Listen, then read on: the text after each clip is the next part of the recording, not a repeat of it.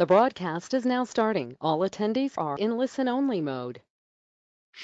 Hello, everyone. Good morning, good afternoon, good evening to everyone who is online and listening to us. Today, we are going to present you a really interesting and fascinating project. Some of you might have been on this year's ISE in Amsterdam, a really big trade show, where we had a very special exhibit. We were showing a Carrera racetrack with widget analysis. And today, Thomas is going to talk about how exactly he did it. Yeah, thank you, Janina. I will try to. Yeah. Should we directly dive in? Yes, go on, start. Okay, cool. My PowerPoint is, now it's moving.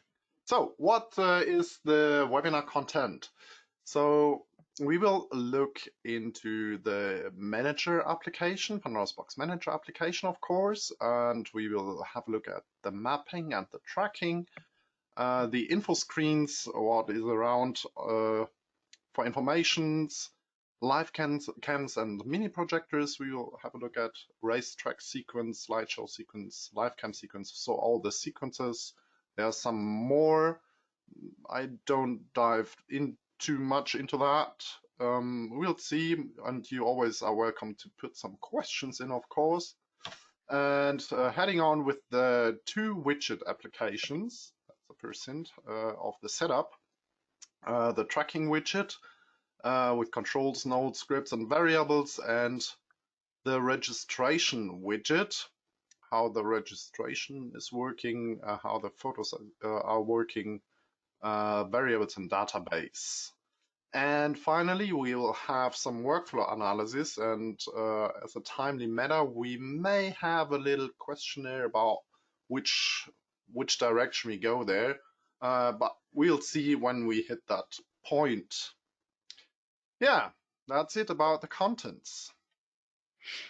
Okay, then let's take a look at the setup and what the project actually was. Yes. So there's a little video. The video is not very good to transmit via GoToWebinar though. So I will just sneak through some points here. So the first thing to show is maybe the tracking. As you can see, maybe you can see there's a little car moving around, automatically driven by the Carrera track, and it's getting a nice particle a particle light following the car. So we did that with two cameras mounted at the ceiling, tracking the cars. So the car, all the cars have an ID tag built into the car. So that was made by ourselves. And yeah, so cars are tracked, and there are different possibilities to use that tracking data. For the pace car, this was just a following light when it makes it rounds it. I tried to push it once, maybe you can see it a bit. Yeah, that's the track. So the ID tags, they were obviously driven by batteries. How long did those batteries last? When did you change them? I changed them every day. Possibly they can make it 2 days, but to be safe, we just changed it every day. That's pretty long. One of those show days was about 8 hours, was it? Yes, and some preparation, and sometimes it was a bit longer with a beer and making some more rounds, and yeah, so it was okay for the battery lifetime.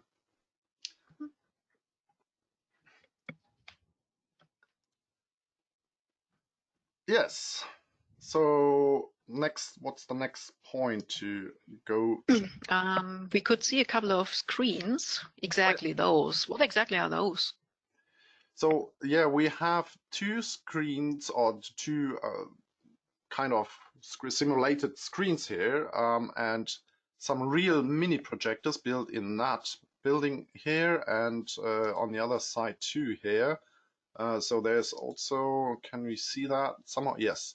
So there's a building and a projector in that building projecting on this screen and over there too.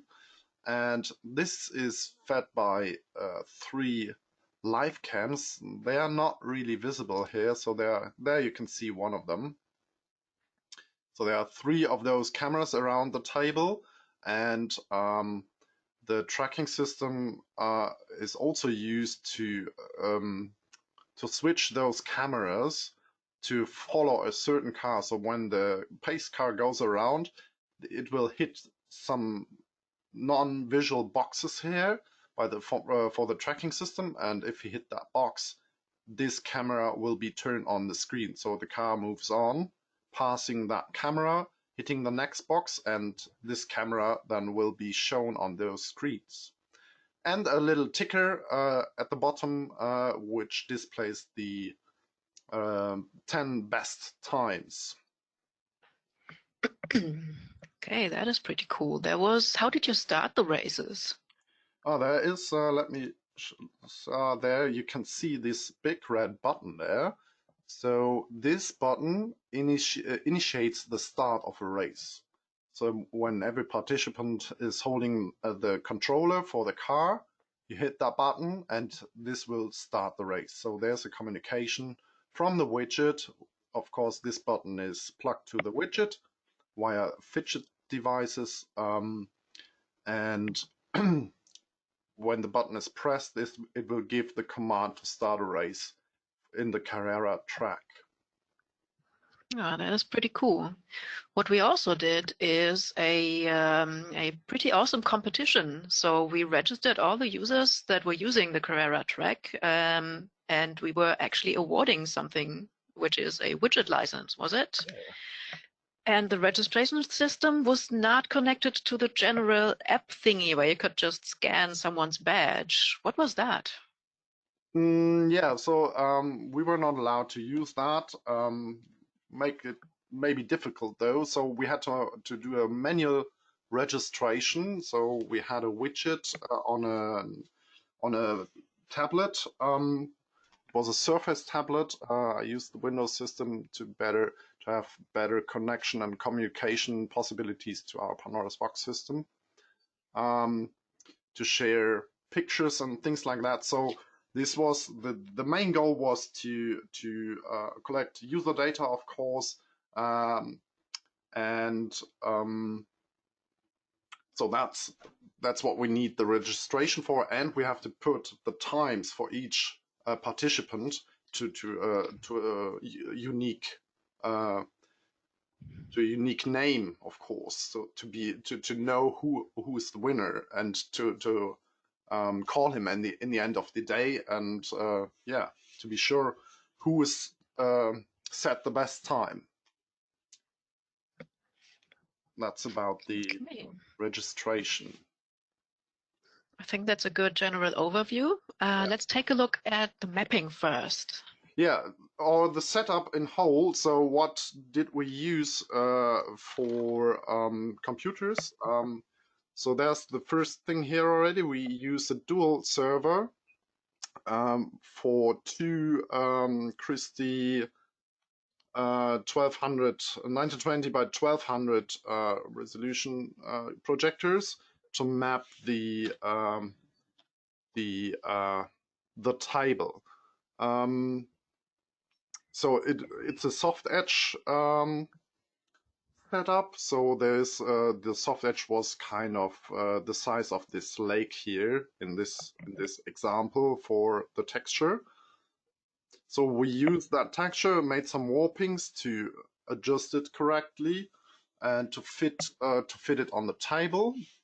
After that, we added the track itself because it had to be really precise, because there were also some logos inside and things like that. So everything was warped, singular, and to really match to really match it very well. That it looks pretty, right? And then we added some masks here for these buildings which are on the table to not break the texture there. And instead we added some track information. So that is cool. So the projection mapping enables you to use different maps as well.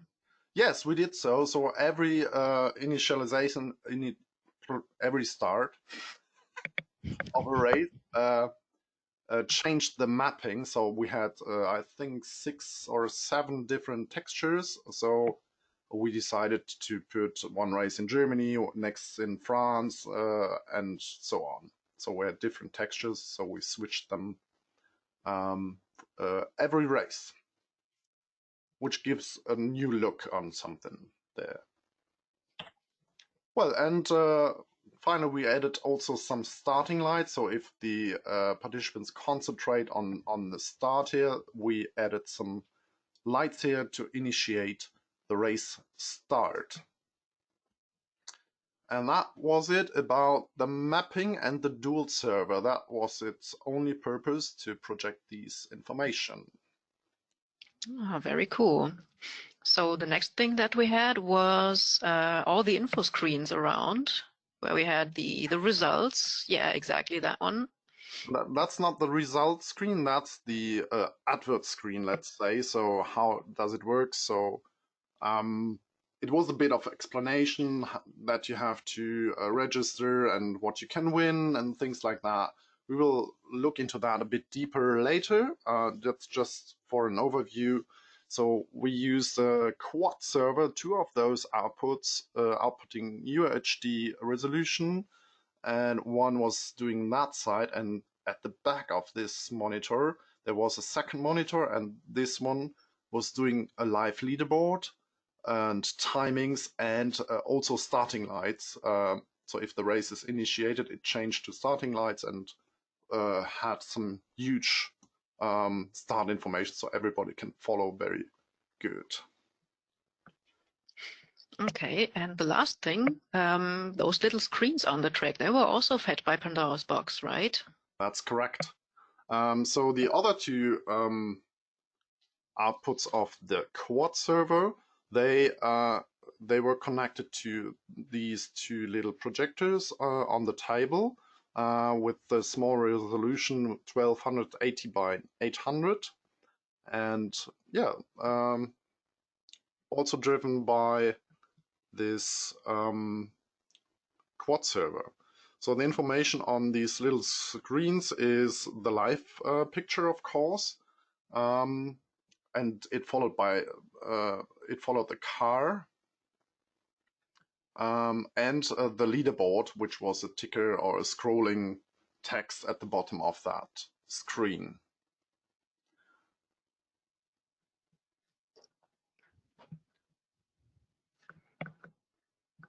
Yeah, that's about the setup. And we used to make this happen, we of course used multiple sequences in the Pandora's Box Manager, where those 2 clients, so the dual server and the quad server, were connected to. And that's just an overview of the different sequences. So the first sequence was used to have all the setup. So there were all the output information stored, the warps, mainly the warps, of course, but also the soft edge settings and things like that. So you can always turn it on and off independent from whatever you have as show running. Second sequence is for the live cams. So we'll dive into those later. Also the racetrack sequence, that's the main sequence for the live leaderboard on one of those UHD screens. The slideshow is the other UHD screen, and these 4 are, there's not much happening now. This is just an add-on for this sequence here. So these were just used to, these were just triggered if there was a best time set by one of those cars to make it a bit fancy on the live leaderboard. So there was a zooming effect on the timings. That's about the sequences. When we had a little particle animation when one of the cars crashed and it was flames. On which sequence did that run? This is not run by a sequence directly, more or less. So there were some settings, of course, stored on the sequence. Let me think about that. I think it should be on this one. We will dive into that one. It has to be on that one. We'll have a look at that later. I think it's the racetrack thing. Okay, great. Then let's take a closer look at the different sequences. Sure. How about the live cams? Yes, that one. Yeah, the live cams, that setup is like we have all these 3 live cam feeds here, and they are always visible, more or less, or always enabled, let's say that way. And the widget designer is driving the opacity for these 3 layers. So the widget designer decides which one is actually shown, and this has nothing to do with the now pointer's position. So the only thing the now pointer is doing is these text things here. So this is the scrolling ticker at the bottom of those screens, and these text inputs from Pandora's box, they are also updated by the widget designer to the actual leaderboard. So this is the names of the leaderboard, and of course the timings for this participant, and these are displayed there and scrolling at the bottom. That's the purpose of that sequence. And yeah, that's a little view for the output. So you can see the warp a bit, and this is the car which is followed. So also this is displayed. I think that's this resource here. So this is also updated which car is currently followed on screen. The live pip is not visible here because it's the manager view. And yeah, at the bottom there's the ticker. Okay, cool. The next thing was the info screen, I guess. Yes, or I call it SlideShow Sequence. So the slideshow, we had 6 different slides to show there, with just a little information about how it works and so on. And in between, we had also a live leaderboard. So also again 10 names and times to be displayed there, but accurate to the actual state of the race. So if one race has finished, these timings were updated. So how does that work? There's again a loop there. So this was also looping and just playing these single slides for a certain time, I think about 15 seconds or something like that. And the playlist here is a little logo. It's not, I haven't put it in here. So there's a logo so the Christie Pandora's box logo popping up there in different kinds. So that's why there is a playlist in there. And this section here, this is when this leaderboard comes up to have the names, which are mainly the same as we used before in the sequence, in the live cam sequence here. So these were used again to display the names on the leaderboard here. Okay, so what remains is the main racetrack sequence. Yes. Which is really beautiful and colorful, and I cannot emphasize enough how important it is to color your layers. Yes, I also thank you for that. I also like to give, so if I use one color, I give it a little shape here. So one is a bit lighter, one is a bit darker to be exact on the lines. If I have that many, for example, it's not necessary you do that, but it's a good overview. So as you can see here, those colors, there's nothing on. So these layers were used on a different sequence. These four sequence. This is what I mentioned before. The four sequences. Let's skip back to that. So this is red, green, yellow, and Christie. So these are here: red, green, yellow, and Christie. There's just a little effect for setting a best lap time. So what is happening here? This sequence was not used to play, so it just has different states. Yeah, so this was just driven by go to that queue, go to that queue, or wherever it has to go, depending on the state. So no playback here, just jumping to queues. How is it working? What you can see here is mainly the live leaderboard. So that was pointing to the racetrack. So participants and audience all can directly see when someone finished a round, sets what time was that round, is it a best lap time, or something like that. And always displayed is the leading times of the day and the track record also. Maybe you'll see this line here. This was the indicator for the race time. So the race had a certain time. I think it was 1 minute, was it?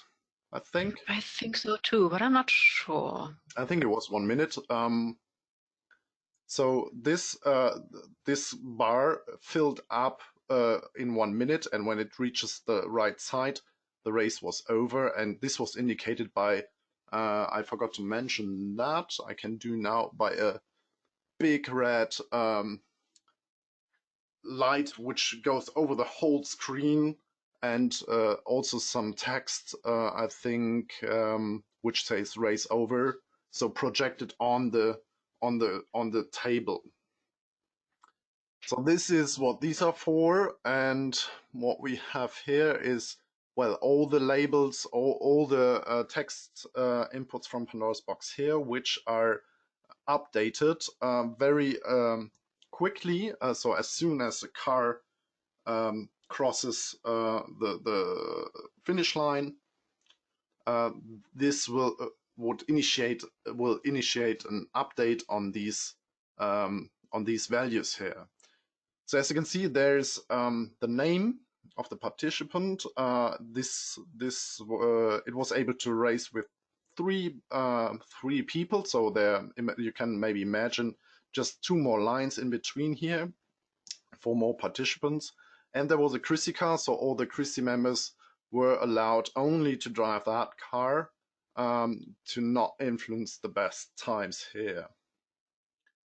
Yeah, so this was why the race was going on. This is the screen with those timings. Also after finishing the race, this was the screen. And of course there are different states of race. So if you hit the red button, when you hit the start race button on the registration widget to get new registered people into the race, the racetrack will change to the start formation or grid formation state, and then we displayed that screen here. So we had big images of the people. Also here were also images, I can remember, but smaller. I don't know why I missed them there. So we had the names, huge letters, and the pictures, so everybody knows which car to drive and which controller to use. right? So I remember there were the photos. So, and this is the setup they have to use. That's why there's no photo for that. Okay. However, so people do know what gear they have to use, and when everybody's set up, you can hit the red button, and this will initiate the start. And for the start, I can read that out of the track, the different states. So we had 4 red states, and the next state was then green for start the race. And then And the race would start. And Awesome. of course the timeline, so I forgot to mention that. So when I switch to that state, I jump to this queue here. So this will then display the controller things, and it will also change, as you can see here, the position and this the scaling of these inputs here, and also the photos, which are unfortunately not visible here. So this will change the size and the positioning of these elements. And hitting the red button, initiating the starting grid, the sequence will jump to that queue here. So you lose all these informations here, and you're just showing that these lights. And this is the state all off, 1 on, 2 on, 3, 4, 5 on, and green. And this is the only part which was played back, I think. So it played it for some seconds, and then it jumped back to that state, or was it that one? I can't remember properly. So it jumped back to that to display the leaderboard again. Yeah, I think that's all about the racetrack sequence. Which brings us to the probably most important and interesting topic. How exactly did you get all the data from the racetrack to Widget Designer and between other components? And that's the main question and the main goal for this webinar. Thank you. All right, so as I said before, we used 2 widgets for that setup. Both were running, by the way. We're speaking about setup on different devices, to spare a bit performance, because I wanted to have that tracking widget the most performant as possible to be very accurate on timings, because the Carrera track can be very, so the gaps between timings can be very tiny, so I wanted to be very exact on that. So make sure the performance is high on this machine, which is doing all the tracking and reading the Carrera track. So the tracking widget, of course, is doing the tracking, and it's reading the Carrera track, and it's also plugged to the red button and the RFID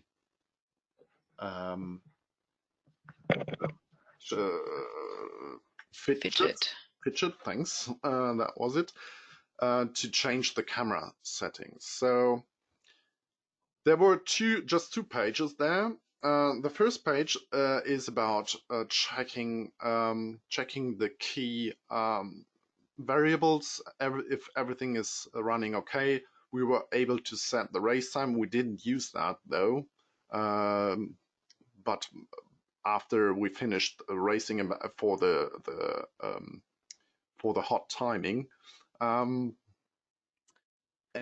yeah, this was able to because Widget Designer can provide it on the Ethernet and on an HTML browser. I was able to use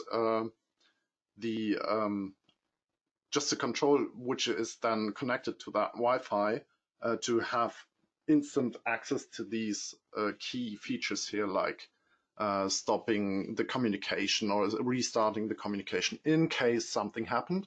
It went very stable though. I was really impressed how stable it worked. Yeah, just race time, direct access to key variables. I think I hit all of those, and of course, all the connections there. You did, but there's also a quite impressive note system behind it. Oh yeah, there is. Yeah, the second page there is where all the communication happens and the processing of the tracking values. That's all happening here. So you can see this is the communication to the cameras and getting the values out of the cameras. So getting all the ID tag position data for all ID tags, they're coming out of this node. And then I did again a nice color thing here, so you can recognize it very good. So this is the processing of the data for the red car, for the green car, the yellow car, the Christie car, and the pace car. So this is, for example, just to have these following particles. I just used the incoming X and Y information. I set it into a range. So this is a range node there to adjust it to my resolution of the table. So my double soft edge resolution. And yeah, I put the particles on that to follow that ID tag, for example. So there's some more features in here. So here's all the communication to the Carrera track. So this is reading the incoming messages from the Carrera track. And of course, there's some communication to the RFID chip. This is done via Widget, and the red button. This is connected here to have these triggers available in my node processing system. And finally, the communication to Pandora's box to set the actual timings, or the final best times, I think it only was. And of course communicate with the registration widget to share information about who is participating and what's his timing. Did he race already or not? What was his timing? Is it a new timing, set new timings? Things like that have to be considered when you go into that database driven thing. Yeah, so that's the communication part of the tracking widget. And the second widget that we had for the registration, right? That was on a different PC, but displayed on a Microsoft Surface, right? This is correct. So this widget was running on Compact Player, I think, yes. And a Surface tablet was connected via Wi-Fi. And you were able to put in a nickname. This had to be unique, so I made sure did some scripting to make sure this is a unique name and it has at least three letters. Then we had the main information, and we didn't use that at all, I think. So address, postcode, and country. I don't know if somebody put that in there. And of course, you were able to take a photo and use that photo also inside Pandora's box, and that needed some processing there, how to get the photo, because it's not if you do not run the widget directly on a device, you have to figure out how you get the photos from the Surface tablet. So we switched to the camera application there, which was not providing many options to send that photo file to somewhere. So that's a very basic application there. So I was only able to store it locally. So I made the widget look for that folder and loaded the photo into the widget. And I was also not able to change the format for those photos, and they were much too huge. So I didn't want to use these huge photos and always wait 1 or 2 seconds for each photo to appear on Pandora's box. So I decided, and thanks to Janina, who came with this great idea, thank you again, to just take a screenshot out of the widget. So I loaded that into a picture box, and you were able to shift that frame around. And with this frame, you also shifted the screenshot area, and pressing this button then took a screenshot from that area, and this picture of this screenshot area was then taken into the database of Pandora's box, and this was then to be displayed on screen.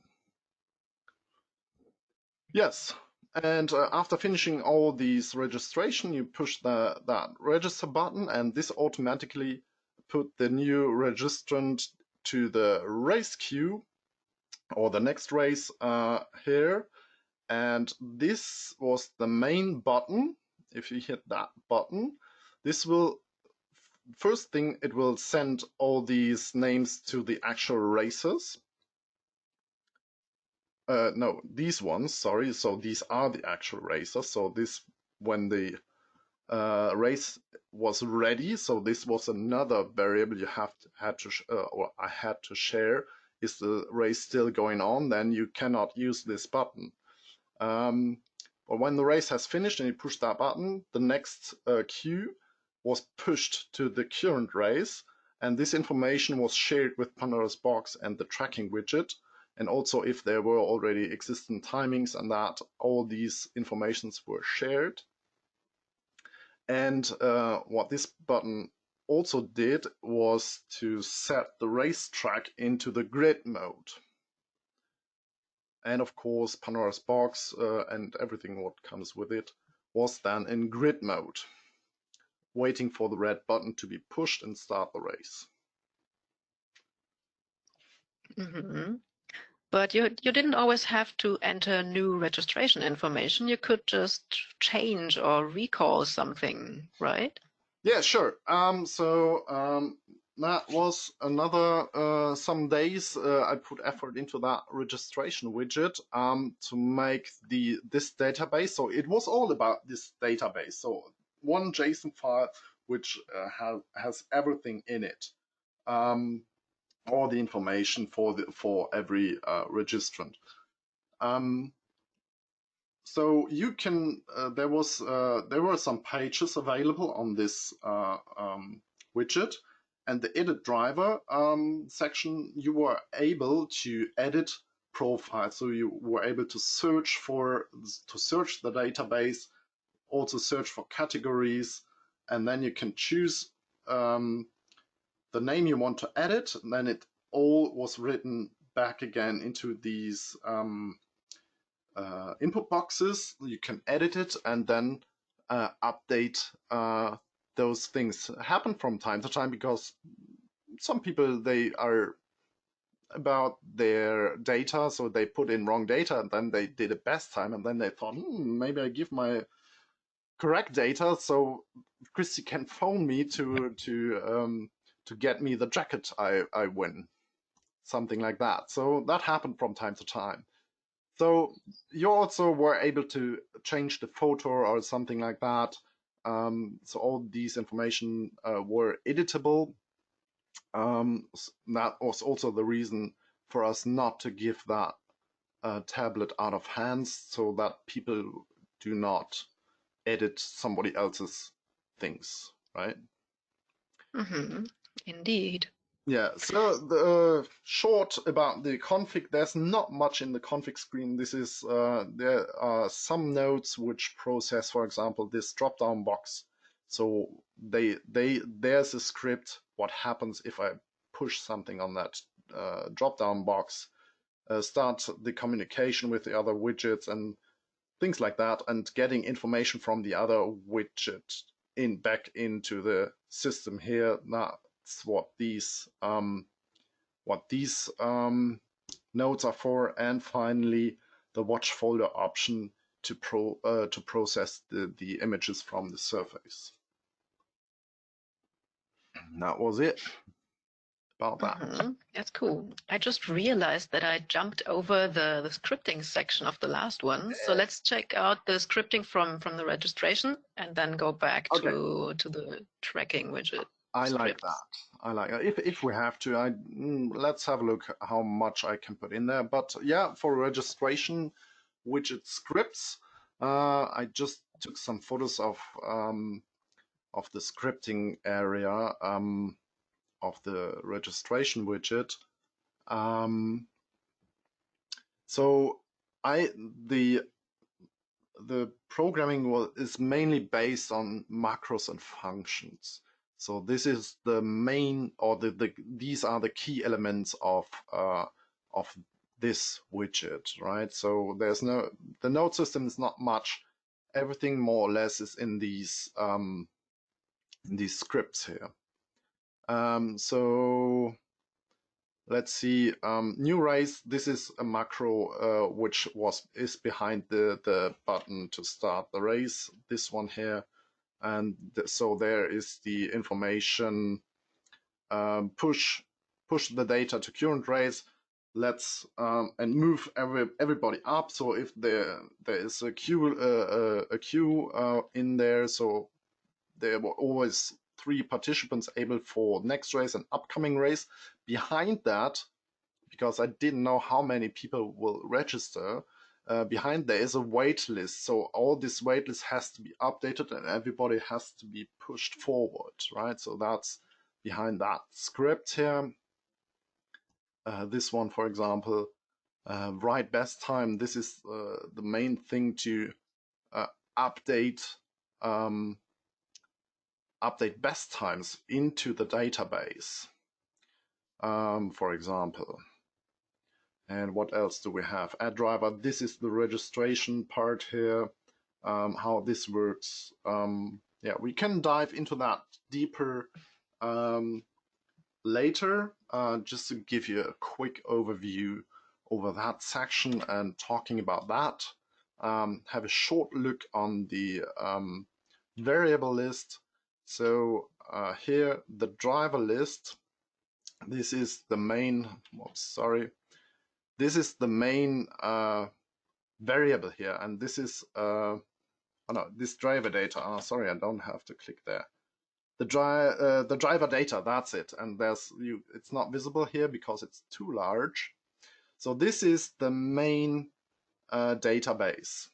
So every information is in there. So JSON holds the nickname which has to be unique. That's why I was keen about having it unique, a unique part there in the list, and this unique name then holds all the information like the address, the phone number, the best time, and things like that, how many rounds someone has done, things like that. All that is in that one data.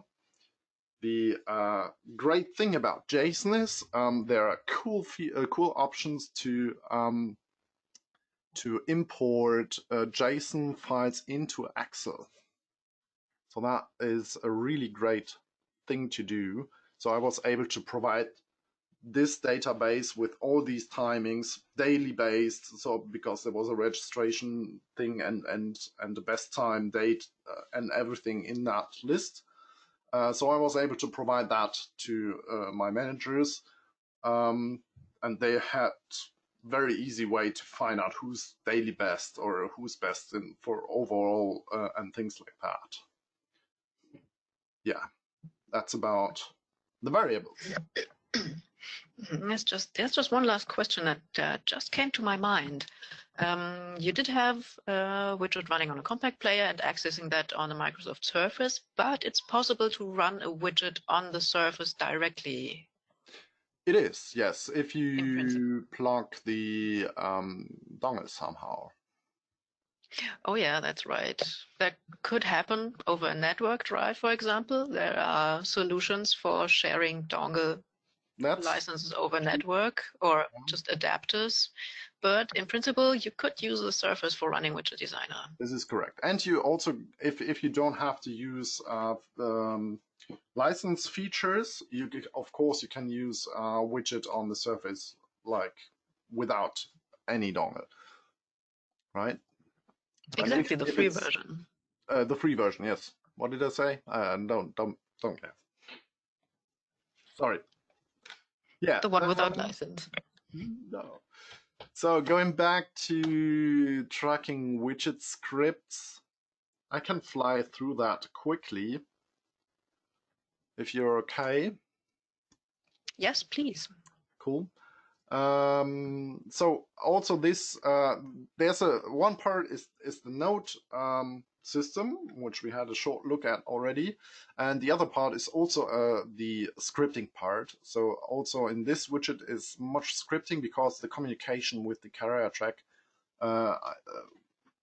is really about scripting, and you have to always to request the Carrera track to give you data. So I had to make my mind around that. So there's the request script was a bit evil hack, more or less. And I cannot recommend to do so. It worked, but yeah, maybe there are better ways to do that. And the main thing, read message, that's the main script, which takes then the message which is coming back from the Carrera track, and this analyzes what's in that message and doing whatever is need to do depending on the message tags or the message content. So maybe we can dive into that one later. We cannot dive into everything here today. I think it's already late, sorry. And yeah, shortly over the variables there. Of course, I had to get data for each individual car. So, and there are multiple variables for each car. I changed that also one week after beginning with this project. I changed everything to different working, because what you have to do, or what you get from the Carrera track back, or also if you do your own timings, you always get a timestamp. It's not like, oh, last round time is like 5 seconds. No, it's like a timestamp. So it's a now time, and so you have to store the last time and then calculate the difference between the now time and the last time. That's one thing you have to do. So, and that is then the round time you get out of that. Also, I have to store the best time. And there was, I talked about that already, there was a bounding box somewhere on the track which changed a variable to true state. And also this is down here, so if the round is a valid round. That's about the main variables. Of course, there's an absolute best day and absolute best timing there, and some other variables. Yeah.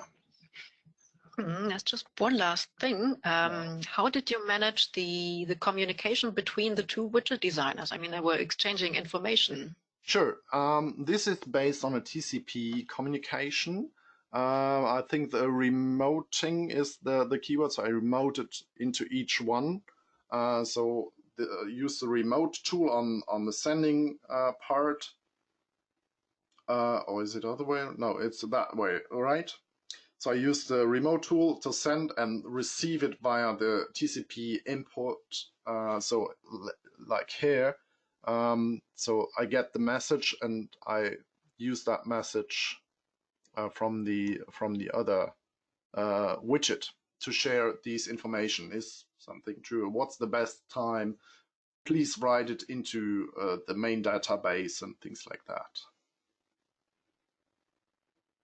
Is that sufficient for you, or can I put it in another? Well, more details would drag the webinar on for a very long while. So if you want to take a look into one of the remaining topics, we should continue. But remoting is the keyword here if anyone's interested. So what we could do now is we want to show you a bit the project more in detail, but we have 3 different options here. So we could take a look at the read message script, the message that we get back from the Carrera track. How exactly was that analyzed and evaluated? We could take a look into the tracking node system. So what exactly did the tracking do and how was that done? Or we could take a look at the registration widget and how was that JSON management done? We're now going to have a little vote. So next to your dialog in your upper right corner, you should have a little hand symbol. If you click that, then you have a raised hand. So let's try that out. Everyone, please just raise the hand so we can see that you all found the button. I see 1. Oh, that's not much. Maybe they're Come not. on, guys, you can find the little hand. 2. 3. Go on. That really is not much. Okay, so only 3 people are allowed to vote. Okay, let's try anyway. Fine, yep, let's try that anyway. So, whom of you would like to hear more about the read message script, so the message evaluation? That's 1. Anyone else? 2, 3? Oh. Question? Okay, another one who didn't find the symbol.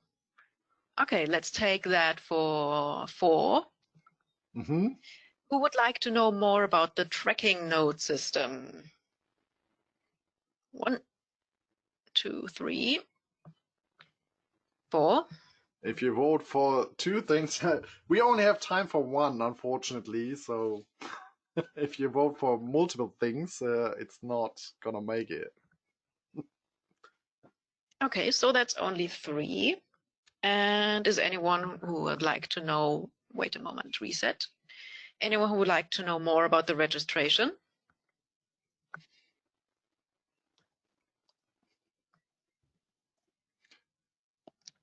That's only 2. Okay, so if nobody decides in 3, 2, 1 now, the winner is the read message script. All right, that's cool.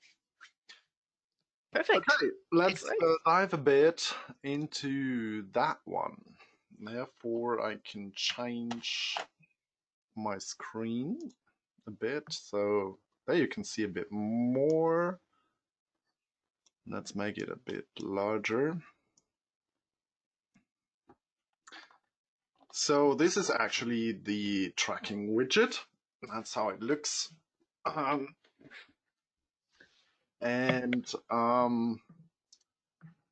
Let's first drive you through how is it working. So we have a connection via Connect Manager. It's a bit small, unfortunately. So there's a serial COM connections. So it's a serial connection to the Carrera track there. It started and it's doing its thing. All right, this is serial connection number 1. And there I have a COM input node. And that input node is getting the information from COM connection ID 1. And I have an ASCII start symbol and I have an ASCII stop symbol because the Carrera protocol is providing these information. So I can, with these ASCII start and stop bits, I can make sure I read the full message which comes back. And there I can see whatever is inside those symbols. So if I send another request, let me shortly send another request, it will change. So and here on the front page you see the incoming message. That's what's in between these 2 symbols. Okay. So how did I display that there? So from that input node, it's going into the script output node. Let's try to make it as large as possible that you can see something.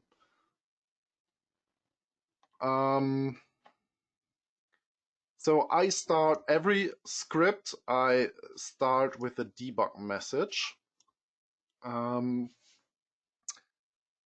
to make sure. So if you run lots of scripts, it's getting a mess. So to get to stay on track what's happening with your scripts, I found it useful to put a debug message in front of every script so that I know this script is executed. So the next step is I set a local variable and I set it to a string. So I define it as a string, and this line will put the incoming message into that local variable. And then there's a debug message again with the contents of that variable. So just to make sure if this that this content is stored correctly.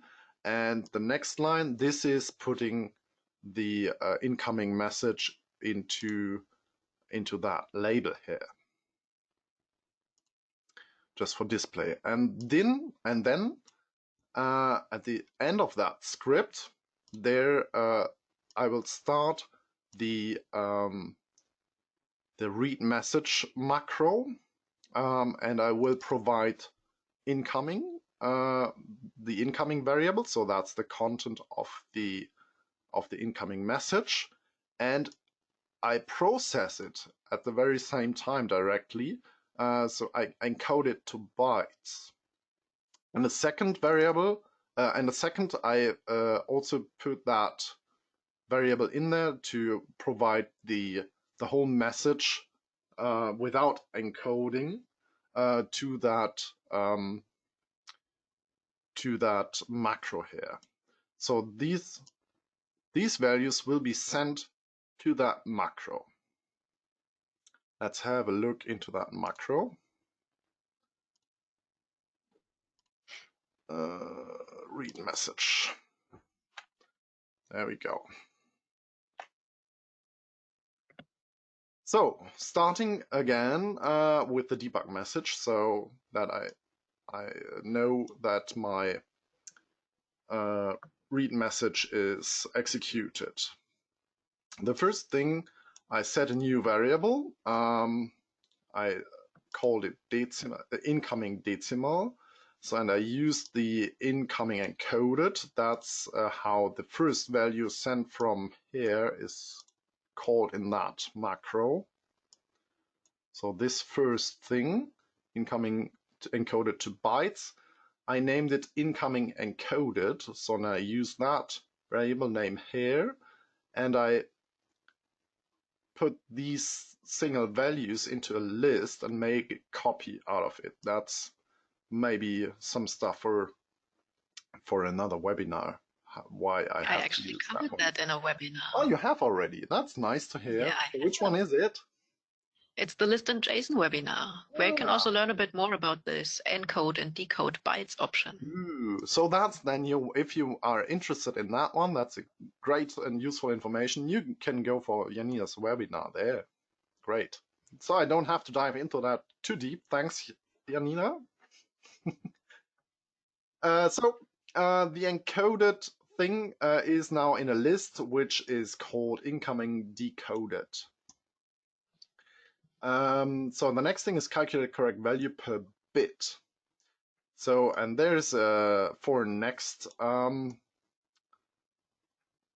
is it called? I'm not sure what you mean. For next thing? It's a for loop?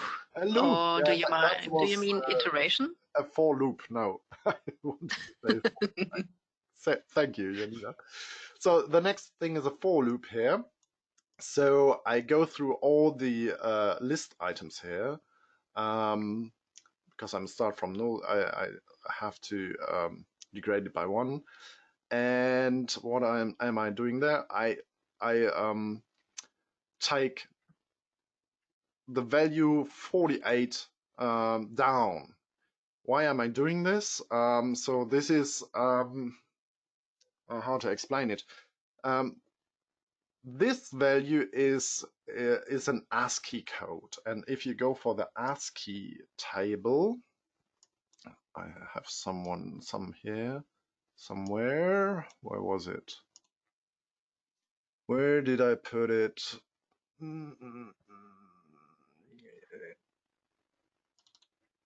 There. So if you go for the ASCII table, you can see the decimal line and the ASCII element you want to use. And I think I had to go for the numbers. Yes, for these numbers, and they are actually at 48. So to make and the value I get there is 48, but it means 0, right? So I just put 48 down. So I just some little math there to put the encoded bytes from where is it? This value to this value. Right, because I'm only using these values here, so I'm only interested in numbers, and that's why I made this little step here. Okay, get rid of that. So the next thing then, and now it's getting interesting. So I have now encoded this to decimal numbers, which I can directly read. So the message which comes out, so I can show you the message shortly, is, for example, that one. That's a status thing.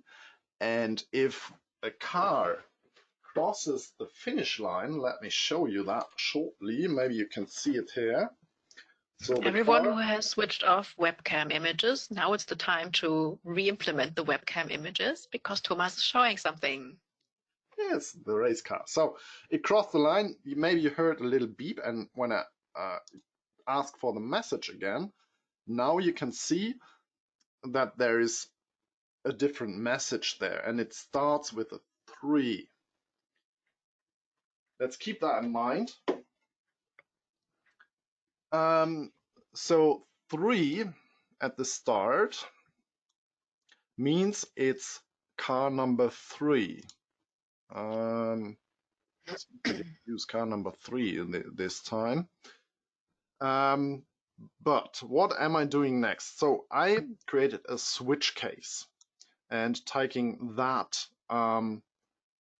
that list. So all the elements are single decimal numbers in a list. So, and I'm looking for that list for the first entry only. So, which means it's only the first letter here, or the first number. It's only numbers. So I'm looking for the first number, and I look if the case is 1. So if there's a 1 in, do that. If there's a 2, do that, and so on. Right? So up to 10. So if it's a car, actually it's 3. We didn't use car number 3 on ISE, so in between it was used differently. So there's the 3 now. But we can imagine it was just car number 1. Or let's say number 2, it's not the Christie car, that's a bit different. So what I do there is I set all the timestamp variables. So that's a timestamp workflow. So green last is green now, green now gets a new time. So the last now time, the now time is getting the last time, and that there's a new now time, and the now time will be created with this little script here. So this will call another script, and this will then, the script will get this data with it, and this is, no, this is incoming decimal, this is from here. So this is again this, this variable. And decode time will do some decoding for the message which comes behind that number. So these numbers, this is a code developed by Carrera, and it's a bit tricky to figure out how it works because they did some encryption on that, and I had to get the help from our developers to figure out how it works. They were able to help me, so I was able to read that message and get the timestamp correctly from the Carrera track. So that's what's in it. So this is just getting me back. So this is a function, not a macro. So there comes the value back, which is then the actual timestamp. So green now gets the actual timestamp from Carrera. So next then is calculating the round time. That's this one. So now minus last will be then the new time. And then I just have to check, is this a new best time? And that's this part for if. And there are some conditions now. Current best greater means, well, current best, what was current best?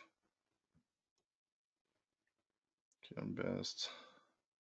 So if, so that means if the time is better than the current best, or current best is 0, right? So if it's 0, so if you are the first participant, the timing is 0, so that's then valid. Or if you're faster than the current best time, that's the first condition. And then we have an AND. So all these conditions have to be true to make this script possible. So what else do we have? Race stopped, false. So the race is still going on. The timing has to be more than 2000 milliseconds. So everything what's below 2 seconds, I just said, no, it's not possible, not valid. And then we have this one here. So this is the variable I'm getting from my tracking system. And this, so when the car passes a certain area and hitting the bounding box, this will be set to true. And if all these conditions are true, then I set a new best time. And little fancy animation on Pandora's box and check best time. This will then put this new time into the database. And that's the run for one case here. So whenever there's such a number, it will run that case. But there are some special cases, like if I get the status now, you will get this one. And this is, you can go for the ASCII table again. This is case 10 here. So this is a 10 in decimal. And for case 10, this is a state thing. It's telling me different things about how much fuel is used if you use that feature, what's the pace car thing, and things like that is in there. But there's also a state in which gives me feedback about the race state. So as you can see, if I press Rennstart, so start race in English, sorry for that, it will initiate and I have to get sent. So that's my script who's pulling polling the request again and again and again and again. So I'm constantly getting new information on that here. So this is now different here. So that's case 10 again. And in case 10, I'm now looking for the message. So that's the whole message I'm getting here to string, to use it as a string, to be able to use these members here to just go for this part for this number here, because this is the state I want to read. And there, for this, I put that into that variable. And now I start a second switch case inside case 10, and I'm looking for these states, and I get like 0 is race, 1 is grid, right? So I'm getting a 1, so that's a grid state. And then if I press start now, that's the red button, it will read all these different states and things will happen there. Also, if I press too early and make a false start, this is also recognized here. Right? So this is the second switch case inside the switch case, and that's how it works. And if the car passes, you will get the timings. All right. I think that was it. Oh, just one little question added. Sure. So what you did say was that the Carrera track doesn't send out any kind of information on its own, so you always have to request it. There's two different possibilities to do this, so which is either just asking periodically every couple of seconds or milliseconds, or having a trigger on a request. What did you do? I used a periodic system to do that. So because to find, you have to figure out what trigger can I use. And of course I can use a car as a trigger, so to make sure when the car passes the line, I can use that as trigger. Also with the tracking system, so the cars were tracked, so it was possible to use that. But what I just showed here with the start race and these statey, no car is moving at all. So and I don't have any trigger to use. So, and I want to make sure that this is really accurate. So I pull this request very frequently, multiple times a second. I think, I'm not sure, I think 10 times a second or something like that. I'm asking about this state. So as you can see here, if let's start the race again. And you can see the length, how long the message is displayed there. When I cross the line with the car, you can see how, so the next poll is already going on very quickly, right? So that's also the reason I mentioned before, to have much performance on that system, because it's polling very much, yeah, to be the most accurate I can on that part. Okay, great explanation. Thank you. Great. Any more questions so far? We have answered everything that came up. I think we're good for today. Cool. I really like it. Thank you, Janina, for helping me coming through that, and for your nice ideas in between programming. I really appreciate it. We're all having fun. Yeah, we do. Yeah, hope to see you next time. Thank you guys for listening, and girls and whoever. And yeah, see you next time. Bye-bye. Cheers.